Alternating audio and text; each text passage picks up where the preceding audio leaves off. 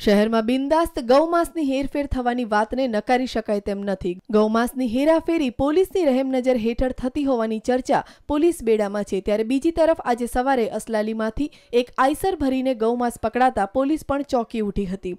અસલાલી પોલીસે એક આરોપીની ધરપકડ કરી આ ગૌમાંસ ક્યાં અને આ માંસ લાવવામાં લઈ જવામાં કોણ કોણ સામેલ છે તેની તપાસ હાથ ધરી છે। ત્યારે ગઈકાલે બપોરે 2 વાગ્યે ગૌરક્ષકો અને પોલીસે ફતેવાડી મોની હાઉસ પાસેથી એક ટાટા ડાલા રોકી તપાસ કરતા તેમાંથી ગૌમાંસનો જથ્થો પકડાયો હતો। પૂછપરછ કરતા સામે આવ્યું કે મિર્ઝાપુર રહેતા આરોપી રિઝવાન અયુબ શેખ આ ગૌમાંસનો જથ્થો લાવી રહ્યો હતો।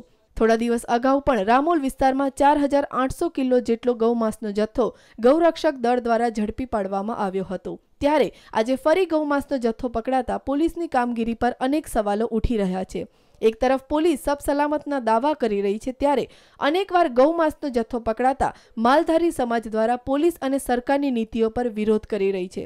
ગૌમાંસ ભરેલા વાહનો પકડાતા માલધારી સમાજમાં ભારે રોષની લાગણી ફેલાઈ છે। Bureau report, news online, Ahmedabad.